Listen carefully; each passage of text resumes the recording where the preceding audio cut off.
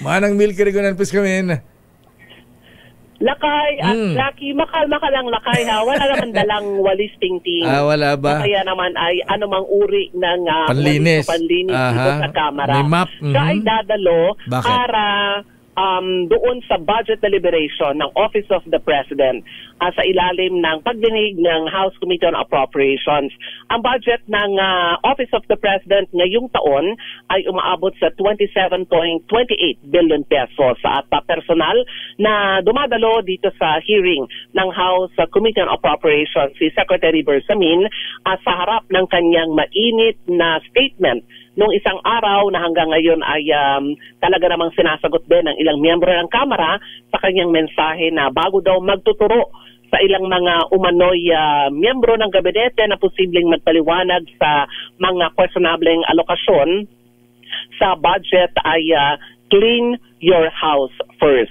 So ngayon ay dumating na siya Lakay at Jackie dito sa Kamara para sa budget deliberation ng 2026 budget ng Office of the President na nagkakalaga ng 27.28 billion pesos. Pero una niyan Lakay, wala daw dapat na ituring na Executive Secretary Lucas Bersamin versus the House of Representatives. Ito naman ang linaw ni Jude Asidre ng Tingog Party List Representative.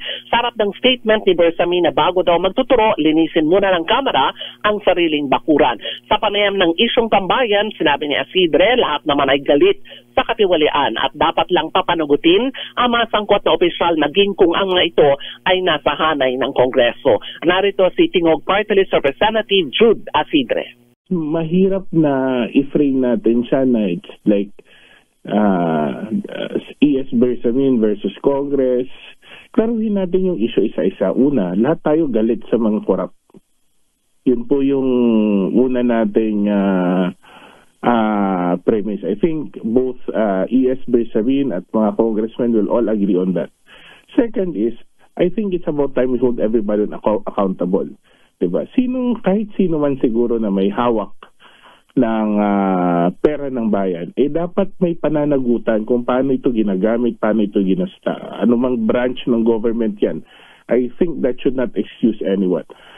That brings me to my third point. Dapat itong panahon na to, hindi na nagtuturuan kung sino may kasalanan.